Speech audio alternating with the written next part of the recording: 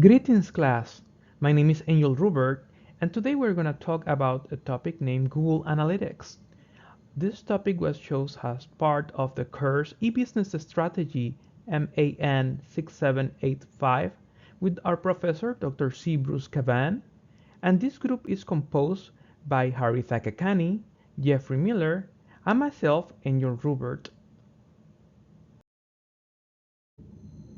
I know many of you will be asking why we chose this topic. Many enterprises use web pages for doing their daily business activities, as explained by Kenneth C. London and Carol Guercio Traver in their book E-Commerce 2023, Business, Technology, Society by the Person editorial. E-commerce could be defined as the use of the internet to business transactions that includes web, mobile browsers, and apps. More formally, digitally enabled commercial transactions between and among organizations and individuals.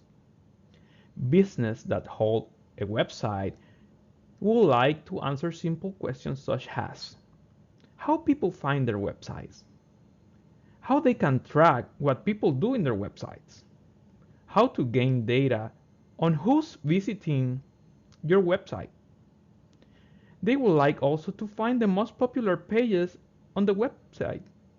They would also like to track conversions such as actions like filling forms, signing up to an email list, or register any purchase. And lastly, and more important, to stay competent in the marketing, knowing their competitors and their customers' interests. For those reasons, Google created a tool named Google Analytics. Now, I will let you with Jeffrey Miller, who will explain the basic concepts about Google Analytics and a brief history of this product. Hope you enjoy it. Hello, I'm Jeffrey Miller. So when we're going to start talking about Google Analytics, the best place to start is with some basic definitions. Analytics is the method of logical analysis. Business analytics, more specifically, is the process of using quantitative methods to derive meaning from data to make informed business decisions. What is Google Analytics? Google Analytics is a web analytics service that provides numerous analytical tools useful for insights on website performance and marketing campaigns. Google Analytics is used to track website performance and collect visitor insights, which can come in the form of data such as where the person came from, how they got to the site, whether it was a search or an ad. And Google Analytics is free, but they also have a paid version that's available for larger companies that's called Google Analytics 360. The history of Google Analytics. So Google Analytics originally started as a company called Urchin, which formed in 1998. Urchin was then bought by Google in 2005, and this served as the first version of Google Analytics. In 2007, Classic Google Analytics was released. In 2009, Google Analytics Asynchronous Code was released. In 2013, Google Analytics Tag, also known as Universal Analytics, was released. In 2014, Google bought out an app analytics provider called Firebase. And in 2019, Google Analytics App and Web was released. In 2020, Google Analytics 4, also known as GA4, was released. The applications of Google Analytics. Google Analytics collects data from website and app traffic to craft automated reports that lay out specific insights for your business. They can be insights about the site itself, the users, or the behavior of the users on the site. These insights can be used to improve search engine optimization, which is where you place when someone Googles something relevant to your site on the Google results, determine similar behavior and interests of site users to identify possible new customer segments, and to assess the performance of marketing activities and messages. The features of Google Analytics. Automation to find business insights, machine-based learning models for their analytics, data collection and management tools, real-time site and app reports, engagement reports, which identify what content on the app or site drove user engagement and or what pieces of content did not drive user engagement, And finally, funnel tracking / exploration, which allows us to see how users access and use the site, ultimately tracking hopeful conversions of consumers. How Google Analytics works. Google Analytics collects data from visitors to your website or app in the form of cookies. To implement Google Analytics on your site, you must add a small piece of JavaScript measurement code to each page on your site. Google Analytics then uses the JavaScript code to collect information about visitors, such as the browser used, their language preferences, what interactions they had with your site, the device and/or operating system they used, and what led the user to your site, whether it was a Google search, a suggested ad, or they went to their site on their own volition. Google Analytics also has automation built in to surface actionable insights for your business. And these are my references. Thank you very much, and next up is Haritha Kakani. Thank you, Jeffrey, for introducing me. Today I'm going to be going into if you should use Google Analytics, how do you configure Google Analytics, and how do you use Google Analytics. So to first answer the question of should you use Google Analytics, let's go over the pros and cons of Google Analytics. First one is that it's free. Google Analytics will give you most of the data that you need to reach your goals without spending a cent. It's also well documented. If you need basic reports, Google Analytics will provide that, but is robust enough to provide more detailed reports. It's customizable. You can create the custom reports you need for your business to see how it's growing. You can make it privacy law compliant too, but it will need some tweaking to do so, such as utilizing cookies. The newest version of Google Analytics is also easy to set up because it comes in the form of codeless tracking. There are also some cons to Google Analytics as well. There is a steep learning curve to using Google Analytics as it will provide a lot of information, which can be overwhelming to learn all the terms at first. The free version is also limited to 10 million hits a month. Google Analytics won't track anything over that. If you operate in a European country, this tool may not be the one for you. Google Analytics doesn't provide enough privacy protection in accordance to the EU protection laws. Google Analytics also doesn't have a lot of customer supports unless it's the paid for version. So if you run across any problems, you have to look it up online or figure it out on your own. Google Analytics also will have a lot of spam bots because it's a free resource, so that's something to look out for as well. Lastly, the information is only as useful as you want it to be. Google Analytics will give you a lot of information, but it can only be useful if you know how to use it in terms of your own business. As for how to configure Google Analytics for your own business, it's pretty simple. First, you need to create an account. So if you have a Gmail account, you'll have access to Google Analytics. Step 2 is adding the name, URL, and industry of the website you want to track. You should also add the time zone, and you can add up to 25 properties. Step 3 is adding a data stream or view to your property. Data streams are for the newest version of Google Analytics, and a view is for universal analytics. Most people will have access to the newest version of Google Analytics as the newest version released in October 2020. Universal Analytics was before October 2020. You go to the account and property you want to add a data stream to and use the menu to do so. Step 4 is adding a tracking code after the head tag of your site. You're going to have access to a unique ID for tracking and a global site tag, which is how you're able to collect data on your property. The global site tag is what you paste after the head tag on each site page you plan on measuring. You'll also be asked to choose the type of site to collect data accurately. Lastly, you just verify if your code is working, which you do by looking at the real-time report section while interacting with your site. There should at least be one visitor, which is you. On the home page of Google Analytics, you'll see many things such as number of users visiting your site, the number of users, average engagement, time, event count, etc. You can also go to the sidebar to see your reports. In the new navigation, you can see the numerous types of reports available to you, such as real-time engagement, monetization, retention, demographics, acquisition, etc. Real-time reports give you insight as to what's happening on your site in the moment.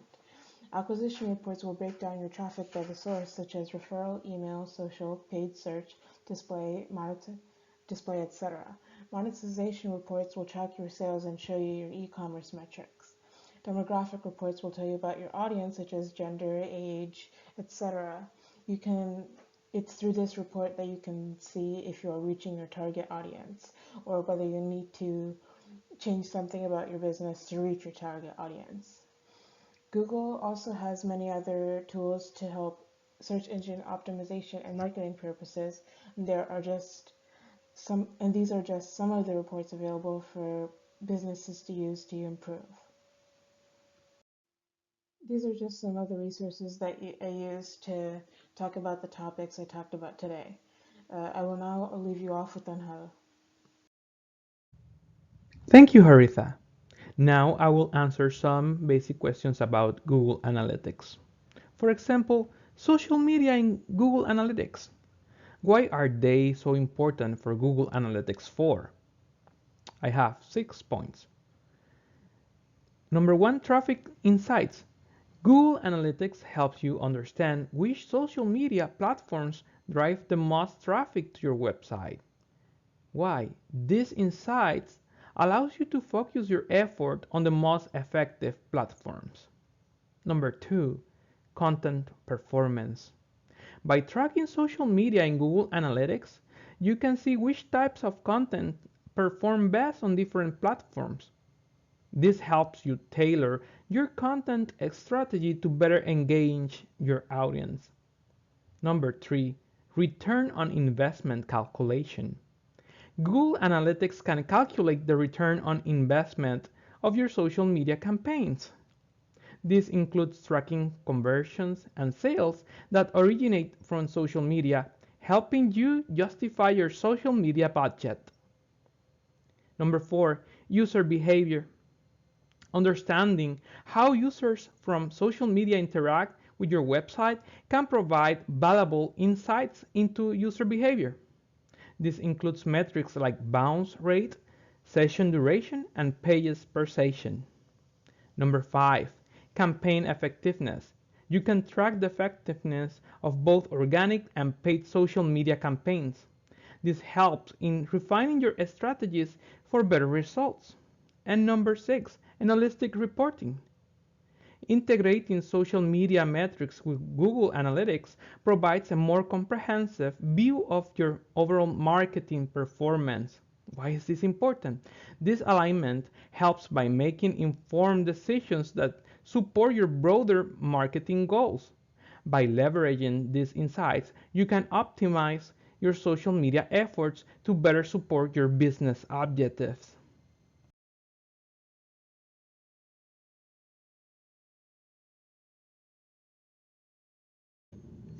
According to Google Analytics support website, dimensions and metrics are fundamental components used to analyze data and run reports in Google Analytics 4. Dimensions are those attributes of your data that describe the who, what, where, and when of your data. For example, the dimension city indicates the city from which session originates, like Paris or New York. Metrics are those quantitative measurements. They represent the how much or how many in your data using numerical values. For instance, the metric sessions indicate the total number of sessions on your website. In Google Analytics 4, you can also create custom dimensions and metrics if the one that are predefined doesn't satisfy your needs. Here we are including a link in where you can navigate and see the support from Google sessions in where they have demos and they have materials that could enrich your learning about this topic. Now let's have a look on how dimensions and metrics looks in a table in the reports on Google Analytics. For example, the tables in most analytic reports organize dimension values into rows and metrics into columns. The first table above, this table shows one dimension and two metrics, sessions and pages per session. In most analytics reports, you can change the dimension or simply add a secondary dimension. For example, the second table. Its ad in a browser has a secondary dimension. How metrics are calculated in analytics. user metrics are calculated in two basic ways. One is as overview totals. This is where the metric is displayed as a summary statistic from the entire site, such as a bounce rate or a total page views. The other method is in association with one or more reporting dimensions, where the metric value is qualified by the selected dimensions. The following diagram illustrates these two types of calculations with a simple example. On the left side, user data is calculated as an overview metric, while the same data is calculated via the new user dimension on the right side. In the overview report example, calculations for time on site are computed using the time difference between each user's initial session and the exit, with the sum of each session's length averaged across 3 sessions. This number is based on a relative simple calculation achieved by gathering timestamp data and the request level. In the new versus returning report example, averages are not computed for all sessions, but rather via the user type dimension. By pairing the time on site metric with a dimension, you can analyze these metrics via returning versus new users, where the calculations are modified by the requested dimension. The use of the dimension offers in the overview report. It's clear that the new users are spending more time on your site than returning users. Metrics calculation is also affected by stacking more than one dimension with a given metric. In both the pre-formatted and custom reports, you can use multiple dimensions together. For example, suppose the language dimension to analyze time on site for your website. In this case, the calculation for new versus returning users is the same, but when you drill down to view the new users using the language dimensions, the calculation is further modified by the additional dimension. So let's discuss what it is included in the new Google Analytics 4 version. So with new fields added to the tables, now you can replicate the exact order of events that were collected in the browser. Number two, now it has a tag diagnostic tool. Now it's like a magnifying glass for your tags. When issues arise, it'll guide you to the tag troublemakers. Number three, it has Google Marketing Platform Groups in Recipient List, released on June 2024. You can now include GMP groups in your email reports. Number four, advertising segments. Now you can see how many users are eligible for remarketing and personalized ads in Google Ads. Number five, key event rate metrics, released on June 12, 2024. Acquisition reports now flaunt user key event rate and session key event rate metrics. It adds a boost to the velocity of the reports. Number six, custom event data import, released on June 11, 2024. Now supports custom event data import. Number seven, attribution model updates, released on June 10, 2024. With paid search campaigns will get their fair share of conversion credit. On the site, I'm including some of my reference for this project.